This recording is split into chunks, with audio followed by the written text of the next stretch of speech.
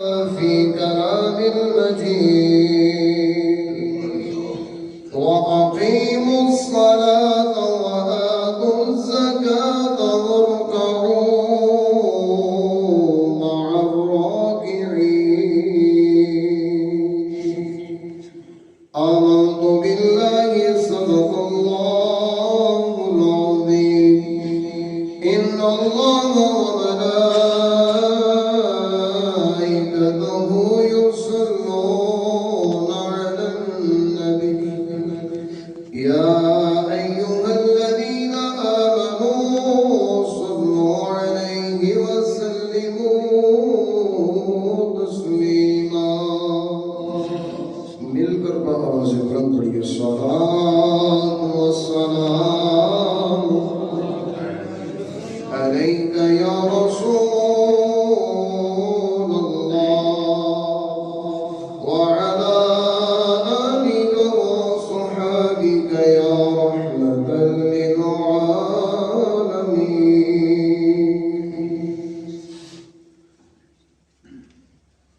اللہ پاک کی حمد و ثنا اور اس کے پیارے حبیب علیہ الصلوۃ والسلام کی بارگاہ میں ہدیۃً درود و سلام عرض کرنے کے بعد اللہ پاک کی بارگاہ میں التجا ہے خالق کائنات ہم سب کا مل بیٹھنا اپنی بارگاہ میں قبول فرمائے۔ قرآن پاک کی ایک آیت مبارکہ آپ کے سامنے تلاوت کرنے کا شرف حاصل کیا ہے۔ یقیناً زمانہ جتنا بھی بدل جائے قرآن وہی رہے گا۔ زمانہ بدلے گا لاکھ مگر قرآن نہ بدلا جائے گا۔ قرآن کو بدلنے کی سوچ رکھنے والے خود بدل جائیں گے بلکہ بدل کیا جائیں گے، مٹ جائیں گے۔ رب تعالیٰ نے ذمہ داری اپنی لی ہے، کسی بندے کی ذمہ داری نہیں لگائی۔ تو جب ذمہ داری رب کی ہے تو قرآن نہیں بدلے گا۔ ہر زمانے میں قرآن بھی وہی ہے، عظمت مصطفیٰ بھی وہی ہے، روحانیت بھی وہی ہے، کمال بھی وہی ہے۔ اللہ پاک نے وہ چاشنی، وہ روحانیت، وہ اس کا اثر، اس کی برکتیں، رحمتیں ہر دور کے لیے وہی رکھی ہے۔ ہر دور والے قرآن سے فیض لے سکتے ہیں۔ تو قرآن پاک کی ایک آیت کا فیض ہم آج لیں گے جو کہ سورہ بقرہ پہلا سپارہ، اس کی آیت نمبر ہے 43۔ اللہ پاک نے اس کے اندر جماعت کے ساتھ نماز پڑھنے کا حکم عطا کیا ہے، اور آج کا موضوع بھی یہی ہوگا، نماز کو جماعت کے ساتھ پڑھنے کا فائدہ، جماعت چھوڑنے کا نقصان، اور ہم نماز جماعت کے ساتھ پڑھتے ہیں کیوں، پھر امام کیسا ہونا چاہیے۔ یہ ساری باتیں اسلام کا حسن ہے کہ ہم لوگ اکٹھے ہو کر اپنے رب کی بارگاہ میں اس کا نام لیتے ہیں، اس کو یاد کرتے ہیں۔ کلے بندے کا یاد کرنا کچھ اور ہے، لیکن سارے ایمان والے مل کر رب کو یاد کریں، اس کی چاشنی ہی کچھ اور ہے۔ قرآن میں رب کہتا ہے، سنو، فرمایا وَأَقِيمُوا الصَّلَاةَ وَآتُوا الزَّكَاةَ وَارْكَعُوا مَعَ الرَّاكِعِينَ۔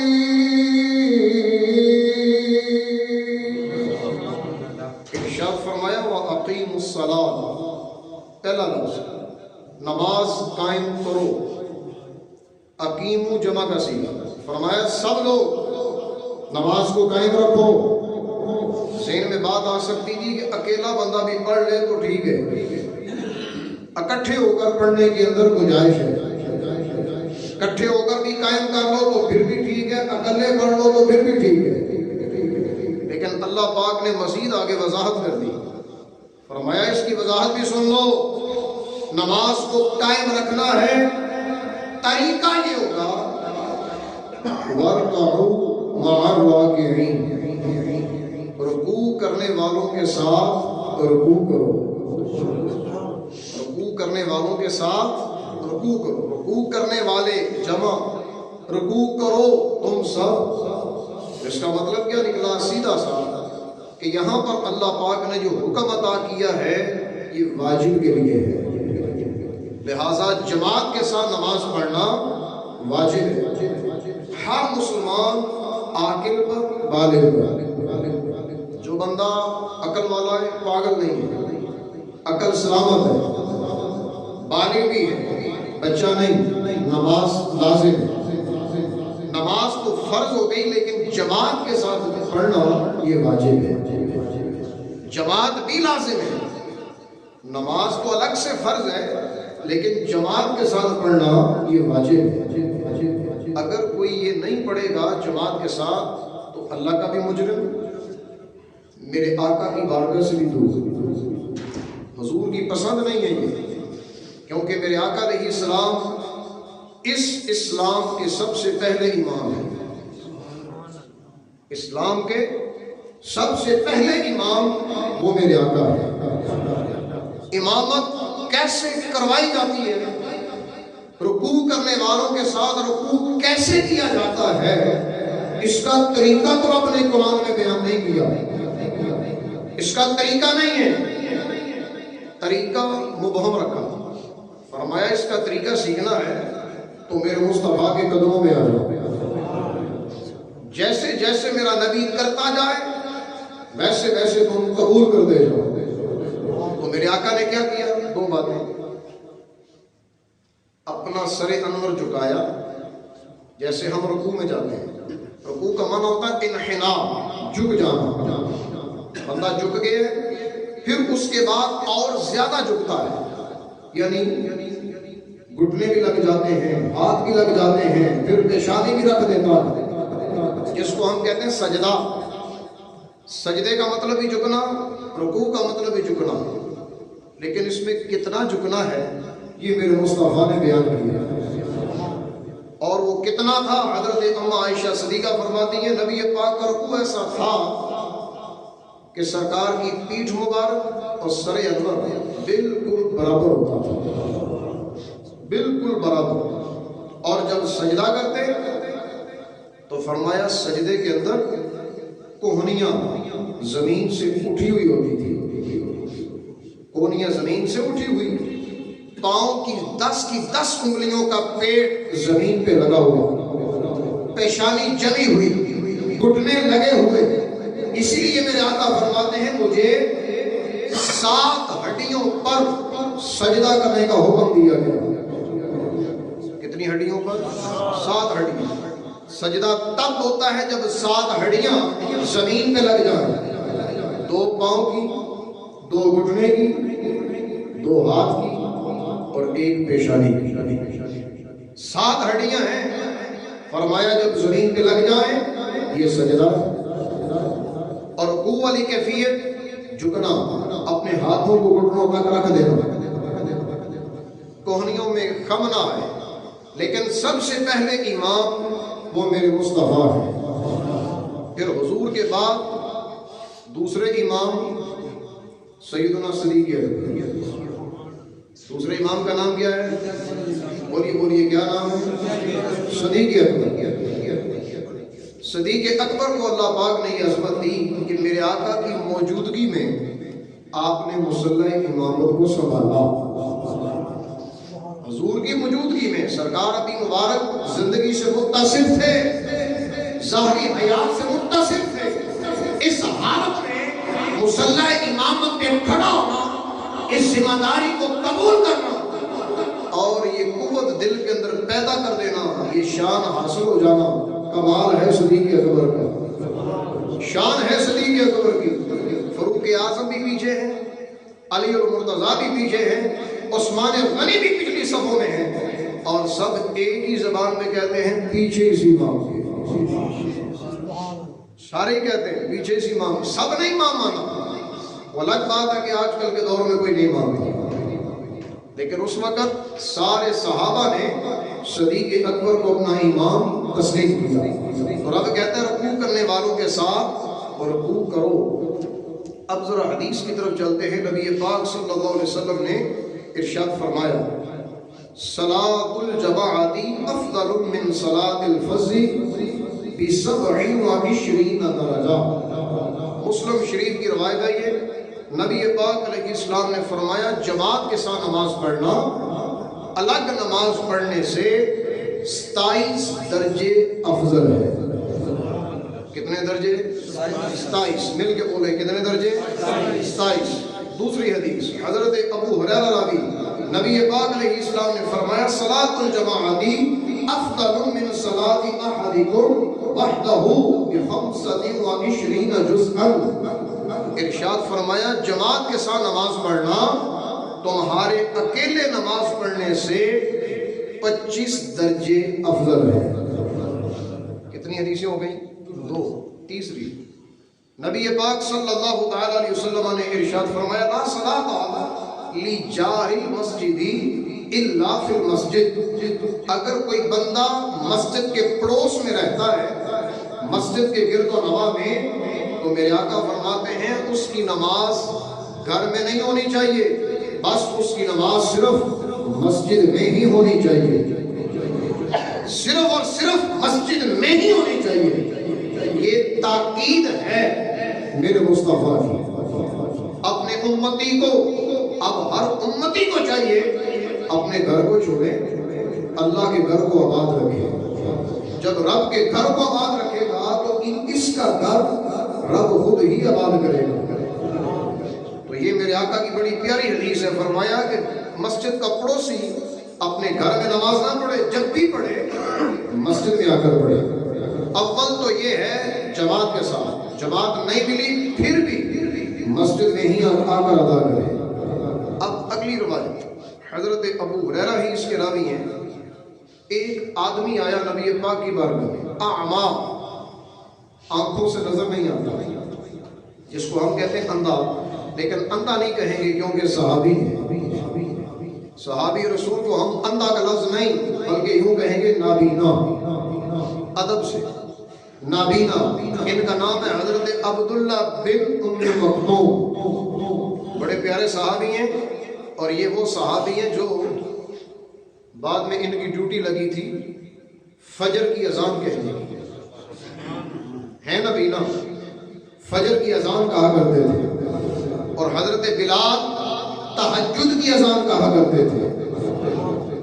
حضرت بلال تہجد کی اذان، عبداللہ بن ام مکتوم فجر کی اذان کہا کرتے تھے۔ یہی صحابی ایک دن میرے آقا کی بارگاہ میں آئے، کہنے لگے یا رسول اللہ لیس بی قائد یقودنی الی المسجد، کوئی رہنما مسجد کی طرف آنے کی میری رہنمائی نہیں کرتا، تو از خود میں چل نہیں سکتا، نظر نہیں آتا۔ فسأل رسول اللہ، حضور سے سوال کیا، کہنے لگے این رخص لہ، حضور کیا میرے لیے رخصت ہے، میرے لیے رخصت ہے کہ مجھے نظر نہیں آتا، میں گھر میں پڑھ لیا کروں، مسجد میں نہ آیا کروں، گھر میں پڑھ لیا کروں، مجھے رخصت دیجیے۔ فیصلی فی بیتہ، میں گھر میں نماز پڑھوں۔ فرخص لہ، نبی پاک نے فرمایا ٹھیک ہے جاؤ، تجھے رخصت ہے۔ فلما ولا دعاہ، جب وہ جانے لگے تو نبی پاک نے پھر بلایا، فرمایا ان کو بلاؤ، یہ جانے لگے ہیں، ان کو بلاؤ دوبارہ سے۔ دوبارہ بلایا اور پھر فرمایا هل تسمع النداء بالصلاة، کیا تجھے اذان کی آواز آتی ہے؟ بتاؤ کیا تجھے اذان کی آواز آتی ہے؟ جب ندا دیتا ہے مؤذن، تیرے کانوں میں صدا آتی ہے کہ نہیں؟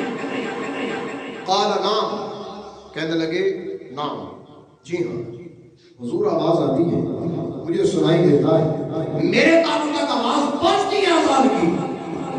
اب میرے آقا فرماتے ہیں اوجب، پھر تیرے اوپر جماعت کے اندر حاضر ہونا لازم ہے، اب تجھے رخصت نہیں ہے، تیرے لیے لازم ہے کہ تو نماز پڑھے تو جماعت کے ساتھ پڑھے۔ اگر ایک بندے کی آنکھیں نہ ہوں تو میرے آقا کو پسند نہیں کہ وہ گھر میں نماز پڑھے، تو جس کو رب نے آنکھیں دی ہیں اس کے لیے کیا میرے آقا پسند کریں گے کہ گھر میں پڑھے، اپنی دکان میں پڑھے، اپنے بازار میں پڑھے، اپنے گودام میں پڑھے؟ نہ، یہ میرے آقا کو پسند نہیں۔ تو جب مصطفیٰ کو پسند نہیں تو مصطفیٰ کے رب کو پسند کیسے ہوگا؟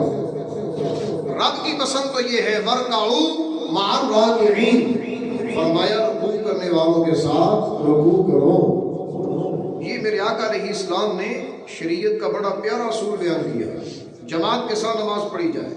اب نبی پاک علیہ السلام کا ایک اور فرمان ہے، حضرت عبداللہ بن عباس آپ کہتے ہیں کہ نبی پاک نے فرمایا من سمع النداء فلم یمنعہ من اتیانہ عذر، فرمایا جس بندے کو اذان کی آواز سنائی دیتی ہے اور اس کو کوئی عذر بھی نہیں، اس کو کوئی عذر بھی نہیں، جب فرمایا نا عذر بھی نہیں، صحابہ کہنے لگے وما العذر، حضور بتائیے عذر کا کیا مطلب ہے، کون سا عذر؟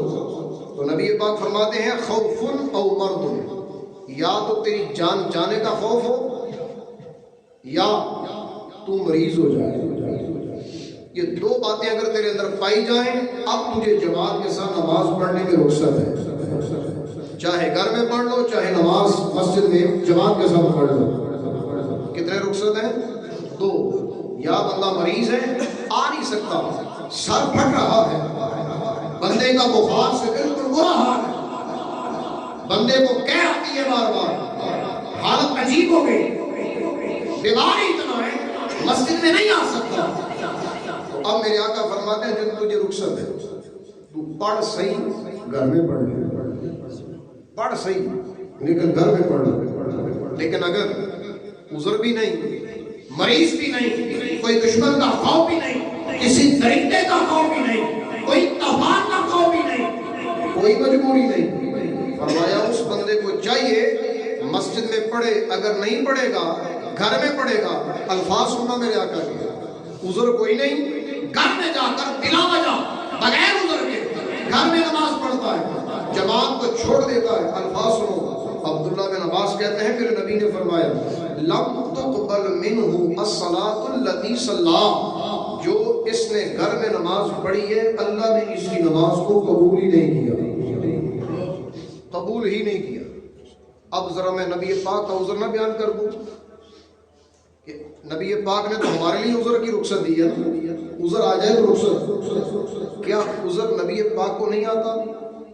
میرے آقا بیمار نہیں ہوتے، بیماری مصطفیٰ کو بھی آتی ہے، قدم چھوڑنے کے لیے، فیض لینے کے لیے، برکتیں لینے کے لیے، بیماری تو میرے آقا کے قدموں میں بھی آتی ہے، لیکن بیماری جب مصطفیٰ کے قدم چھوڑے تو میرے آقا کا انداز کیسا ہے؟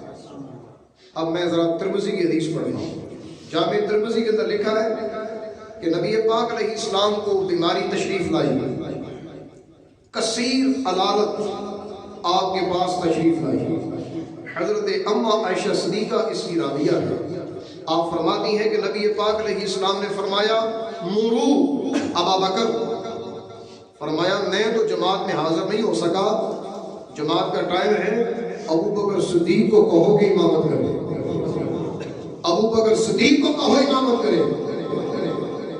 حضرت عائشہ صدیقہ کہنے لگی حضور ان کا دل بڑا نرم ہے، اتنی ہمت نہیں ہے کہ آپ کے مصلی پر کھڑے ہو سکے، اتنی ہمت نہیں ہے، دل بڑا نرم ہے، اتنی جرت نہیں کریں گے آپ کے مصلی میں آنے کی۔ نبی پاک علیہ السلام کی بارگاہ میں اماں عائشہ صدیقہ کہتی ہیں حضور عمر کو کہیں، ان کو اللہ نے بڑی قوت عطا کی ہے، بڑے قوی ہیں، یہ ذمہ داری سنبھال سکتے ہیں، میرے والد محترم کا دل نرم ہے، ذمہ داری سنبھالنا مشکل ہے، عمر کو کہیں۔ میرے آقا فرماتے ہیں جاؤ جا کے ابو بکر کو کہو کہ وہی لوگوں کی امامت کروائے۔ اب حضرت اماں عائشہ صدیقہ نے حضرت حفصہ سے کہا، حضرت حفصہ سے کہنے لگی حفصہ تم جا کے نبی پاک سے کہو، تم کہو کہ ابو بکر کو امامت کے مصلی میں کھڑا نہ کیا جائے بلکہ فاروق اعظم کو کہا جائے۔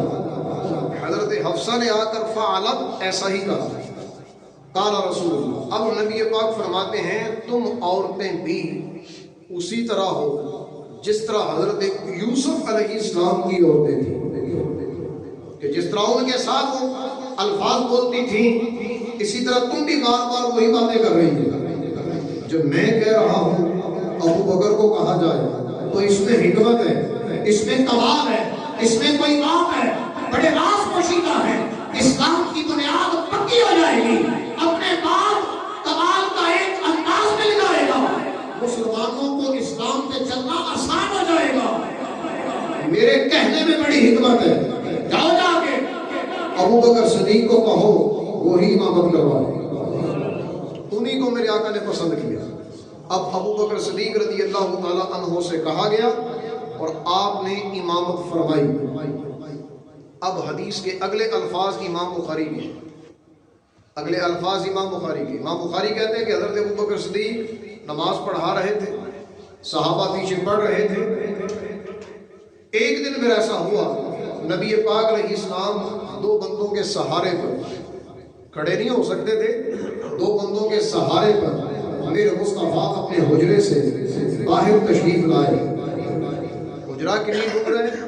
جہاں آج گنبد خضرا ہے یہی مصطفیٰ کا حجرہ ہے، یہ جو گنبد خضرا ہے یہی مصطفیٰ کا حجرہ ہے، اور اسی حجرے کو ایک کھڑکی لگی تھی، آقا اسی کھڑکی سے باہر تشریف لاتے تھے۔ وہ ہے امام صاحب کا کمرہ، امام صاحب کی رہائش، بلکہ وہ امام جو نبیوں کا بھی امام ہے، نبیوں کا امام۔ میرے آقا علیہ السلام حجرے سے باہر آئے، آگے ہی مسجد آتی ہے، حجرے کے ساتھ ہی مسجد ہے، صدیق اکبر امامت کروا رہے ہیں، صحابہ پیچھے پڑھ رہے ہیں، صدیق اکبر کے صحابہ پیچھے اقتداء کرنے والے ہیں۔ قدموں کی آہٹ محسوس ہوئی، حالانکہ حضور کے قدم علماء نے لکھا ہے زمین کے ساتھ مس ہو کر آ رہے تھے، گھسڑ کر کہنا بھی صحیح نہیں، مس ہو کر آ رہے تھے، اپنے سہارے پر کھڑے نہیں ہو سکتے تھے۔ اندازہ لگا لیں ہمارے پیارے آقا کا عمل کیسا ہے۔ مرض آیا لیکن میرے آقا نے جماعت نہیں چھوڑی، مرض آیا جماعت نہیں چھوڑی، آقا علیہ السلام کے قدمین شریفین زمین کے ساتھ مس ہو رہے ہیں، آقا تشریف لا رہے ہیں، صحابہ نے تصویر کی۔ تصویر کا مطلب اپنے ہاتھ کے اوپر ہاتھ مارا یوں کر تاکہ صدیق اکبر کو خبر ہو جائے، پیچھے آ جائیں، مصطفیٰ آ گئے، میرے آقا آ گئے، پیچھے ہٹ جائیں، نماز ہو رہی ہے۔ آقا علیہ السلام نے اشارہ کیا صدیق ادھر ہی، لیکن صدیق اکبر مصلی کے بائیں طرف ہو گئے، بائیں طرف۔ نبی پاک علیہ السلام کو دو بندوں نے لا کر مصلی امامت میں بٹھایا، میرے آقا نے بیٹھ کر نماز شروع کی، صدیق اکبر کھڑے ہو کر مصطفیٰ کی اقتداء کر رہے ہیں اور پیچھے صحابہ صدیق اکبر کی اقتداء کر رہے ہیں۔ علامہ قدرالدین عینی رحمۃ اللہ علیہ نے جملہ دیا، آپ فرماتے ہیں اسلام کی واحد نماز ایسی ہے جس کے امام دو ہیں، یہ واحد نماز ایسی ہے جس کے امام دو ہیں، اور کیسے پیارے امام ہیں کہ میرے آقا نے اپنی موجودگی میں امامت کا صحرا صدیق اکبر کو عطا کیا۔ کسی عاشق نے کیا خوب لکھا ہے، کیا کرم کیا تیری یاد نے مجھے ستایا نماز میں، میرے وہ بھی سجدے ادا ہوئے جو قضا ہوئے تھے نماز میں، ورکعوا مع الراکعین۔